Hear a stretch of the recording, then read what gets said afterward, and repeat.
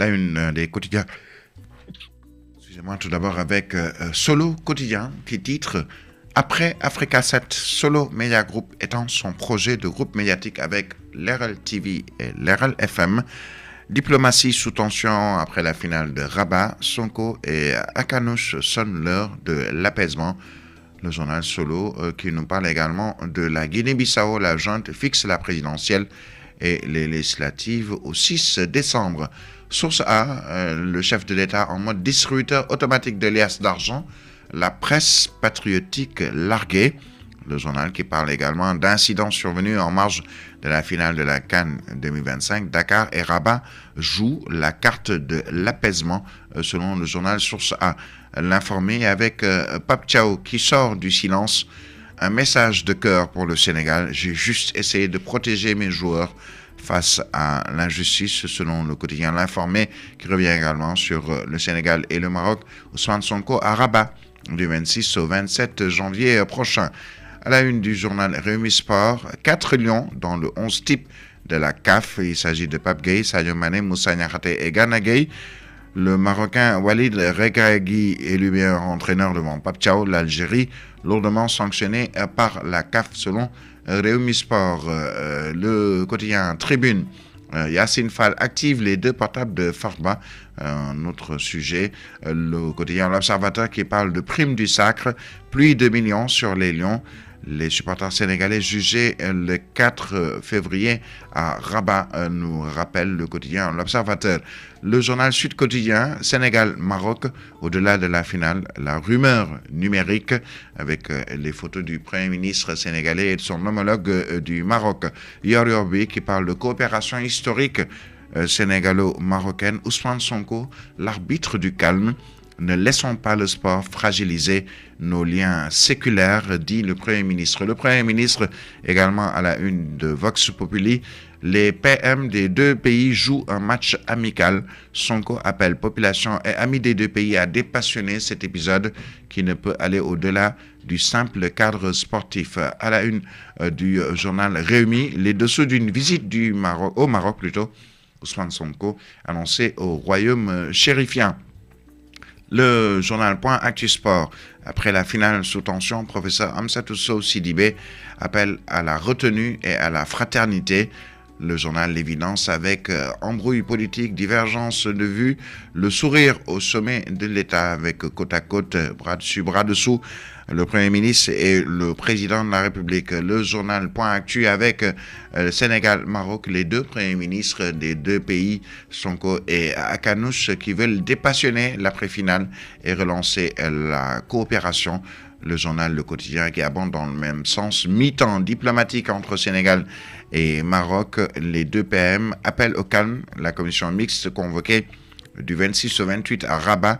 Les supporters sénégalais jugés le 4 février selon le journal.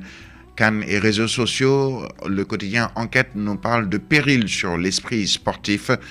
À la une de Tribune Sport, Sadio, Moussa Niakhaté, Gana et Pape Gueye dans le 11 type. Le journal Walf Quotidien qui parle de CAN 2025, tension entre le Sénégal et le Maroc. Le match diplomatique. Le journal Les Échos avec la une de ses propos ou ses révélations de Crépin Diatta sur ses chaînes web. J'ai fait 4 malaises le jour de la finale. Le journal qui revient sur les propos de Crépin Diatta. Dakar et Rabat appellent à l'apaisement après les tensions post-CAN. C'est le titre qui barre la une du journal Le Point. Le journal Record, lui, qui revient sur le 11 type de la CAF. 4 lions, Crépin et Thiaw sacrifiés. C'est ce que retient le journal Record, qui revient également sur les incidents de la finale de la CAN. Le Sénégal peut-il être sanctionné? Dakar et Rabat appellent à l'apaisement selon toujours le quotidien Record.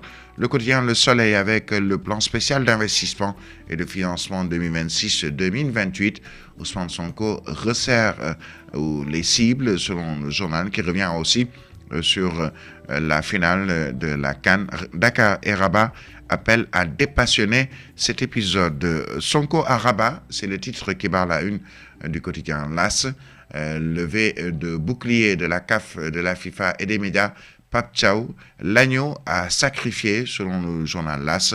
Pape Thiaw qui est à la une du journal Libération avec ses vérités de Pape Thiaw. J'ai juste essayé de protéger mes joueurs face à l'injustice. En tout cas, chapeau au sélectionneur national. L'informateur, lui, parle de tension après la victoire du Sénégal face au Maroc.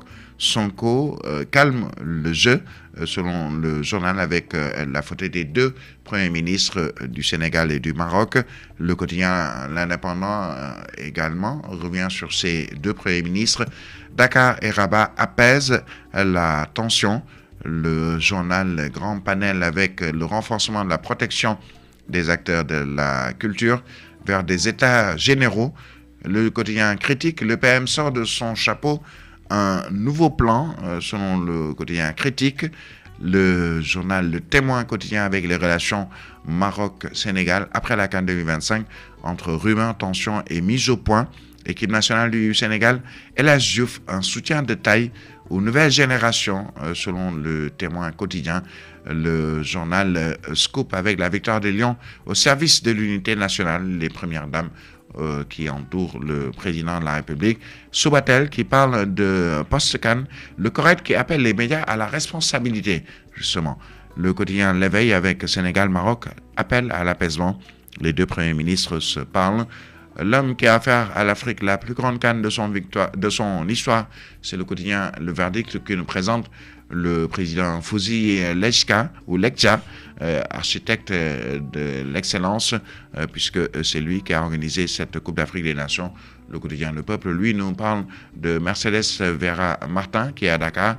Le FMI envoie une gestionnaire de crise au Sénégal. Et puis, pour terminer avec le quotidien républicain, le président Diomaye félicite encore les Lions et le peuple sénégalais. Voilà donc pour quelques-unes des quotidiens qui nous sont parvenus.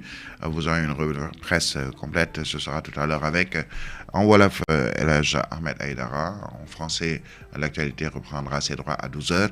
Tout à l'heure, retrouvez El Hadj Mamoudou en studio, El Hadj Ahmed Aïdara et Fatou Abdou Ndiaye pour l'actualité commentée. Merci à Mohamed Cham qui a assuré la mise en onde de ce journal que vous a proposé Birahim Touré. Excellent jeudi à toutes et à tous.